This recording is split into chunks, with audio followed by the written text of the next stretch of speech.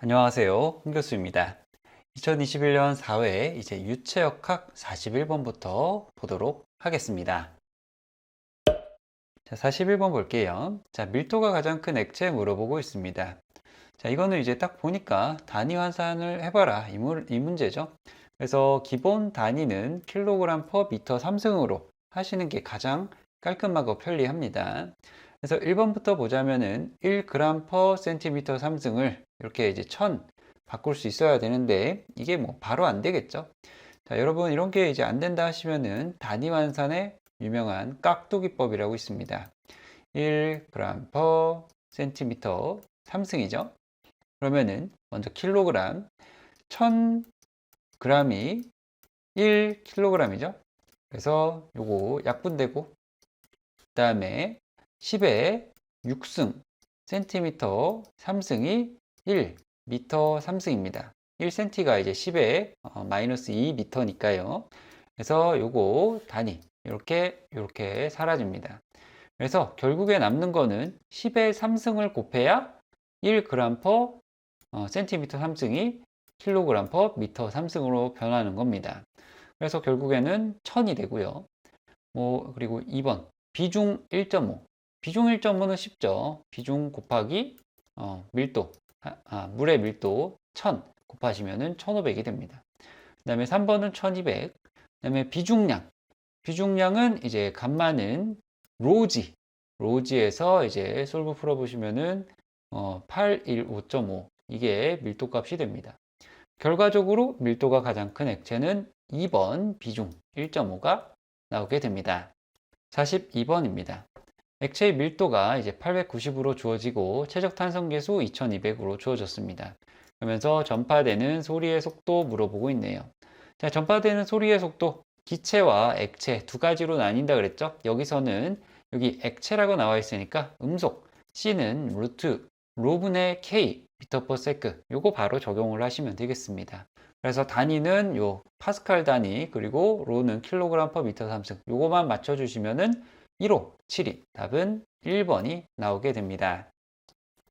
43번입니다. 자, 이론 문제가 나왔네요. 옳은 설명을 모두 고른 것은 자, 가부터 볼게요. 정상 유동일 때 유맥선, 유적선, 유선은 동일하다. 맞죠? 정상 유동은 세 개가 모두 동일한 유동입니다. 가는 맞고 공간상의 한 공통점을 지나온 모든 유체들로 이루어진 선을 유적선이라고 그랬는데 유적선이 아니죠. 유맥선입니다. 유맥선. 자, 여기도 있듯이 스트릭 라인입니다.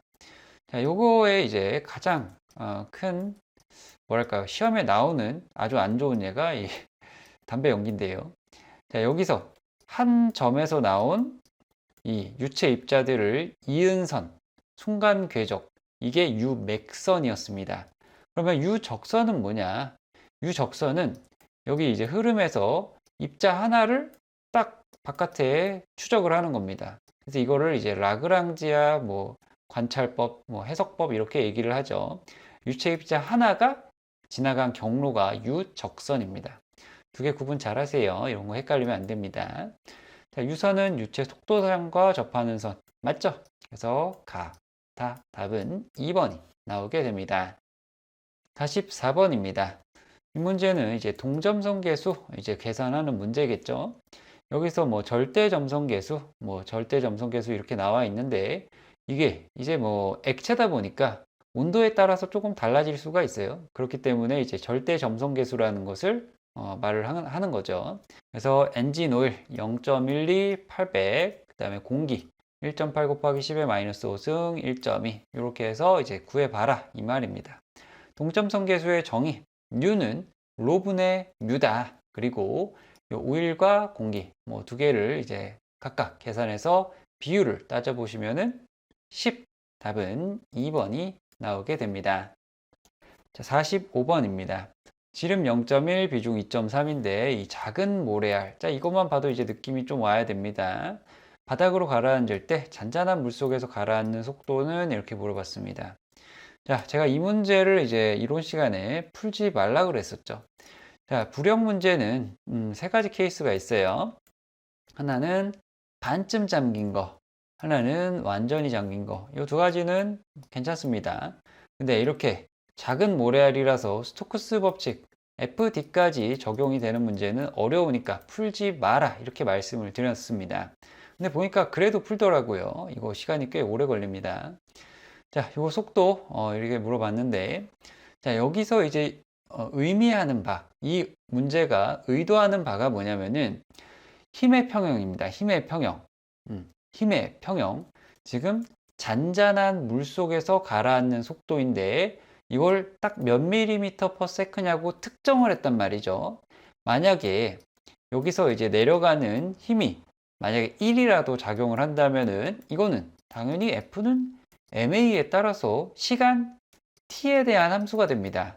즉 시간 몇 초일 때 내려가는 속도가 얼마니 이렇게 물어봐야 되는데 지금 그냥 속도 미터 퍼 세컨을 그냥 물어봤단 말이죠. 이거는 힘의 평형을 해서 모든 힘이 제로가 되었을 때 그때의 속도를 물어보는 게 이 문제의 취지가 되겠습니다. 그래서 종속도 이 시그마 F는 제로일 때가 종속도니까 여기서 작용하는 힘은 무게, 모래알의 무게와 FB, 부력과 FD, 이 스토크스 법칙의 저항력이 되겠습니다. 뭐 부호야 당연히 요게 이제 모래알의 무게는 바닥으로 W일 거고 FD는 당연히 운동 방향의 반대 방향이니까 위쪽으로 갈 겁니다. 부력은 당연히 위쪽이겠죠. 이거 이제 모르시는 분들은 없을 거예요. 그래서 요거 부호를 갖다가 이제 하시면 되는데 이게 어려운 게 좀 어렵다기보다는 좀 짜증나는 게 이 부피를 직접 구해야 됩니다. 6분의 파이 d 3승 또는 3분의 4 파이 r 3승이죠. 이거는 이제 지름으로 간단히 계산을 한 겁니다. 여기가 뭐였죠? 스토크스 법칙의 이 마지막 항이 지름이기 때문에 지름으로 이렇게 통일을 한 거예요. 그래서 이렇게 쭉 풀면은 이게 V는 6.32mm/s. 그래서 답은 1번이 나오게 됩니다. 이런 문제는 이거 외우세요. 저도 외웠습니다. 자, 다음 문제 보도록 하겠습니다. 46번입니다. 최적이 1. 그래서 물속에서 측정했을 때 400. 이거 부력 문제죠. 그래서 비중을 물어봤습니다. 이 문제는 풀만하죠. 왜냐면은 이 완전히 잠긴 물체이지 않습니까? 그래서 이 W 물이 이게 4천이지 않습니까? 4천. 요것만 알아도 이제 문제가 풀리게 되죠. 그래서 W 물은 공기의 무게에서 부력만큼을 뺀 것이고 공기의 무게는 물체의 부피 곱하기 물체의 비중량입니다. 그리고 부력 같은 경우에는 물체의 부피, 그 다음에 액체의 비중량입니다. 여기서 액체는 뭐예요? 물이죠, 물. 그래서 요거 이제 요거 비중 하나만 모릅니다. 나머지는 전부 다 나와 있어요. 그래서 쭉 계산해 보시면은 1.408 답은 4번이 나오게 됩니다. 47번입니다. 액체의 비중을 물어봤는데 이거 수은 기둥 높이 이거 뭐죠? 정수력 문제입니다. P는 감마 H다. 해서 양쪽에 뭐 여기 있는 어떤 액체의 높이 25cm와 여기 수은 여기 높이 4cm 이게 이제 같다. 이 압력이 같다 하는 걸로 이제 문제를 푸는 것이었죠. 그래서 P1은 감마 액체, H 액체 해서 여기 감마 액체에서 여기 비중이 나오겠죠. 이렇게 그 다음에 수은 요거는 13.6이라고 문제에 주어져 있습니다. 그래서 요거 두 개가 같다 해서 풀어보시면은 요건 약분되고 S는 2.176 답은 4번이 나오게 됩니다. 48번입니다. 전체 압력에 의한 힘 이거는 이제 정수력 문제입니다. 정수력 또는 전압력. 전압력보다는 저는 정수력이라는 표현을 더 많이 하죠. 자, 전압력은 이제 정수력. P는 감마 H, 그리고 H가 도심까지의 높이였습니다. 여기에 면적을 곱하면은 정수력이 되는 것이죠. 그래서 여기 A 2 곱하기 3, 그 다음에 이 도심까지의 깊이 4.5겠죠. 그 다음에 여기다가 이제 9,800을 곱하면 되는 겁니다. 그래서 뭐 6 곱하시면은 264.6. 그래서 답은 4번이 나오게 됩니다. 49번입니다. 이 문제 단골 문제죠. 이거 꼭 나온다고 말씀드렸습니다. 원관 내부에서 전다 능력의 분포는 어떻게 되니? 이렇게 말씀드렸습니다. 자, 우리가 총정리 영상 할 때마다 매번 하는 것이죠. 요렇게 이거는 포물선으로 된 거, 이거는 속도장입니다. 속도장에서 중요했던 거는 이 Vmax가 에버리지, V 에버리지, 평균 속도의 2배다.